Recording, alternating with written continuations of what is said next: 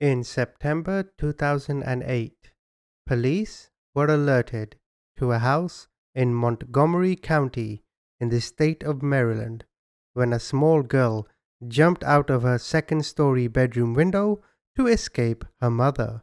When police arrived, they searched the house, and when they got to the basement, they found the bodies of two small little girls frozen. Today I'm going to tell you the story of Denise Bowman and what she did to her children.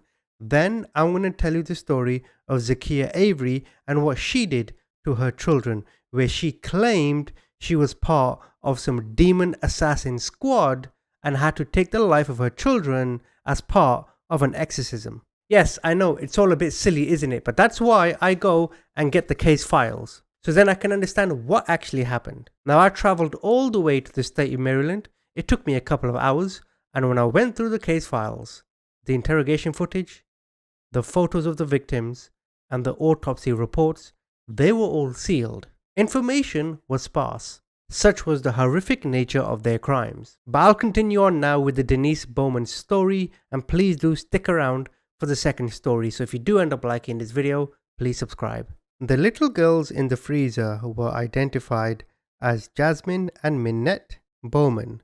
They were the two of the 5 children adopted by their foster parent, Renee Bowman. Now, they weighed 52 pounds each, and the detectives could not determine when they were killed, but said that they had been asphyxiated and that their bodies could have been in the freezer for more than 2 years. Now, Renee Denise Bowman, who was 44 at the time, she said that when the children were still alive, she kept them in their bedroom with the door locked in reverse. She forced them to use a bucket as a toilet and beat them with a bat and the heel of a shoe.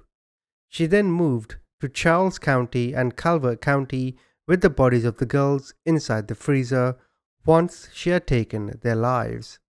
During the trial, prosecutors presented emails that Bowman had written in recent years showing her carrying on as if nothing was wrong. To one friend, she joked about dispensing discipline. She said, "I'm like the warden. They hate it. Ha ha ha. How are you? You doing alright? How's your thyroid and stuff?" She actually wrote to an adoption organization in South Carolina stating that she would like to adopt a boy. She said, "I am very much interested in Cameron," which was the name of this child.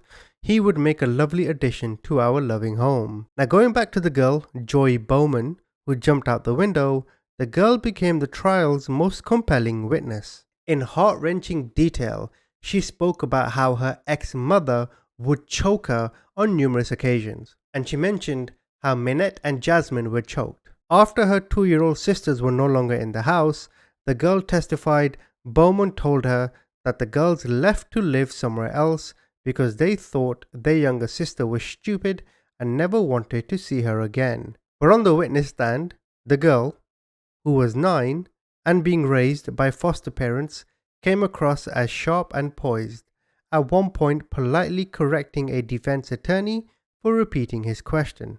Prosecutor said Renee brought a large freezer containing the bodies of Jasmine and Minnette with her each time she moved, and continued to receive subsidies for all 3 children from the District of Columbia where the girls were adopted. The subsidies are given to parents who adopt foster children, particularly those who suffer from special needs. Now, regarding the defense in the case, they tried to have Joy Bowman's testimony thrown out, and they claimed that she was not competent to stand trial. They alleged her interview with police on September 2008 illustrates that she struggles with basic details about the alleged abuse and often answers questions nonsensically.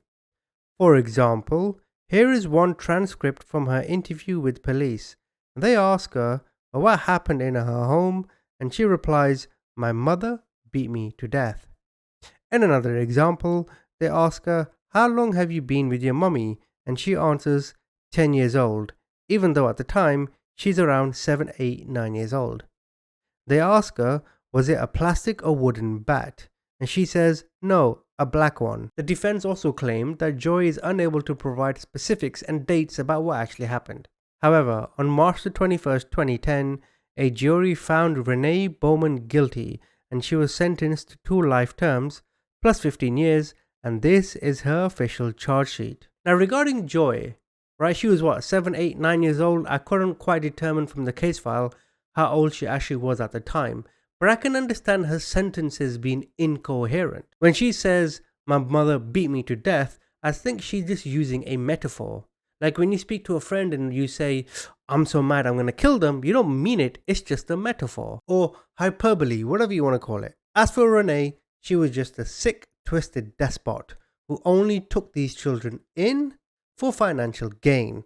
What a rotten woman she is. Now we move on to Zakiyah Avery and Monifa Sanford, and this story, it just gave me chills. I've mentioned before how parts of the state of Maryland is in a state of decay, but when I read this story, when I went through Montgomery County, all I felt was dark mist, just silence and horror. On January the 17th, 2014, around 10 a.m., Montgomery County Police responded to a 911 call to go to Cherry Bend Drive in Germantown, Maryland. They were told that a blue Toyota Corolla bearing Maryland plates was parked in front of an address with the doors opened and no one around it. Additionally, the caller advised there appeared to be a knife with possible blood on it in the vehicle. The caller advised that the night before they heard noises from the neighbors but thought it was just kids playing and being loud.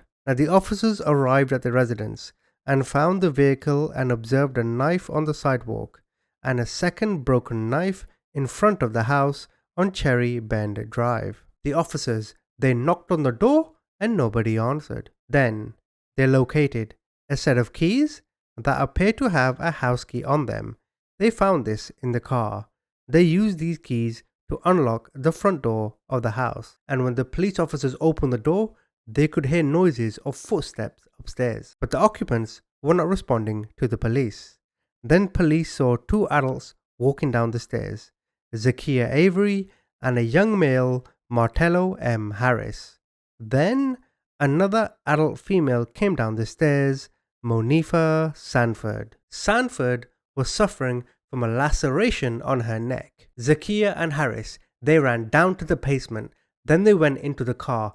The police chased after them, and the police saw that Harris was suffering from a stab wound. Zakiyah was taken into custody and Harris was taken to the hospital. The police then searched the house and they found 2 children deceased in the second floor bedroom.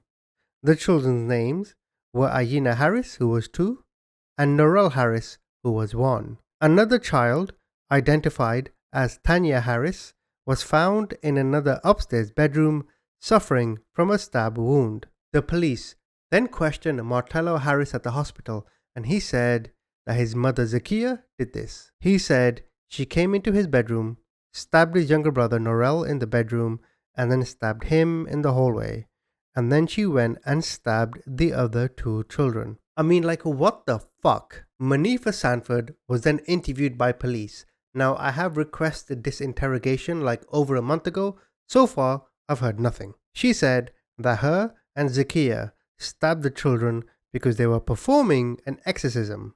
They both believed the children were possessed by demons. 28-year-old Zakiyah Avery told a Montgomery County court that she is the commander of a demon assassin cult.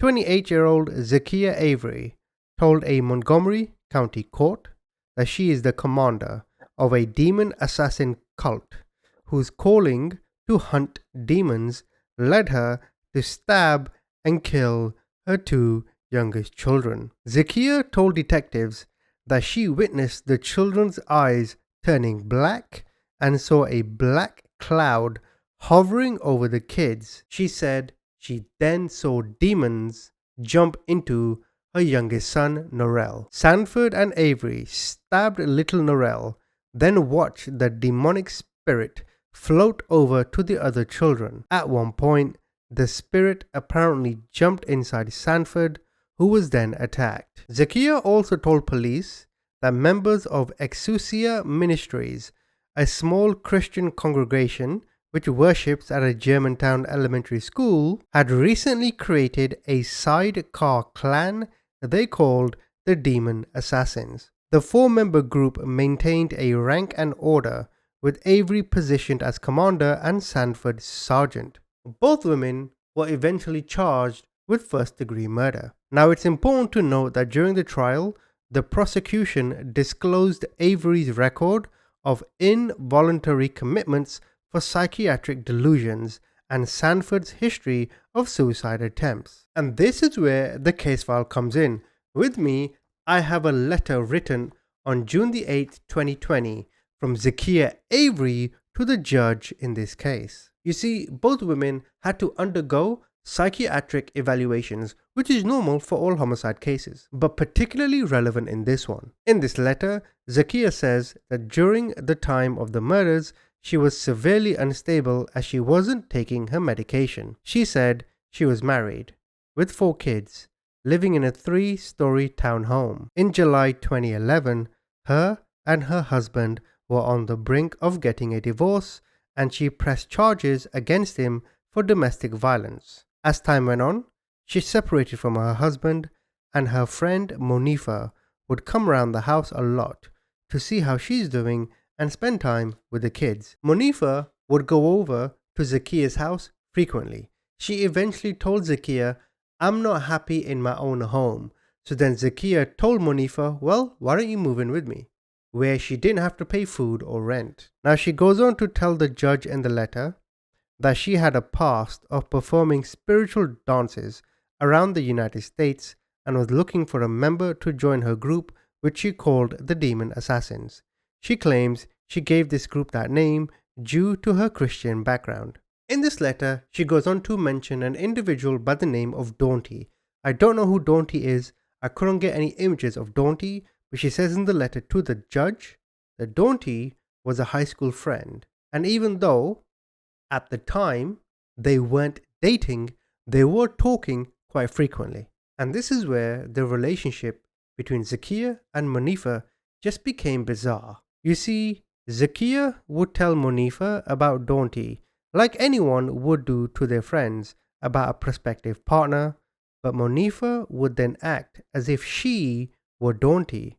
She also states in the letter, due to not taking her medication at the time, she was suffering from delusions and hallucinations. To Zakiyah, Monifa would display Daunty's mannerisms and would act like him the way he acted in high school. As Monifa began to act more and more like Daunty, Monifa and Zakiyah engaged in sexual activities. Zakiyah had the belief that one day she would see Daunty and that she would be with him.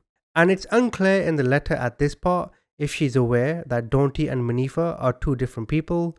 There were times where Monifa would tell Zakiyah that Daunty is coming to see her, and Zakiyah would get dressed up as if she's going on a date and then be devastated when he wouldn't show. Now in the letter, Zakiyah goes on to say that she never really had any negative thoughts regarding her children, but her children did start to have a negative attitude toward Monifa as Monifa became more aggressive towards the children. Zakiyah states that Monifa attempted to kill her sister and pulled a knife on Zakiyah and her son. She kicked Monifa out, but because she was alone, she then allowed Monifa back in, and that's when the murders took place. What you are looking at now is an official court document which states the outcome of this case, and on the 15th of September 2016, Zakiyah was found not criminally responsible and sent for treatment indefinitely. This is her criminal charge sheet, where she is being held at a psychiatric facility. The same goes for Monifa, who pled guilty and was also sent for treatment. Now, I know many of you are going to be angry at this story. I mean, who does this to their children, right? According to the letter that she wrote, she doesn't really mention a motive. She just mentions, I was having a hard time in life and I made a mistake. That's what I took from that letter. But we all know, us that watch true crime, we watch interrogations, we go through stories, that 99.9% of the time, the suspects are found guilty. In the sense that they're not insane. In terms of the guilty ones, nearly all of them are found competent to stand trial and they are found to be sane. Therefore, in the exceptions, if there are few who are found to be criminally insane and not responsible, then I guess you just have to take the word of the law. Either way, it's a crushing, heartbreaking story, and as a father myself, my son is too. Just the idea of inflicting that much pain on your son, imagine doing it, then looking at him or her. You have to have some kind of mental disability for you to carry out the most heinous of crimes. Comment, tell me what you think.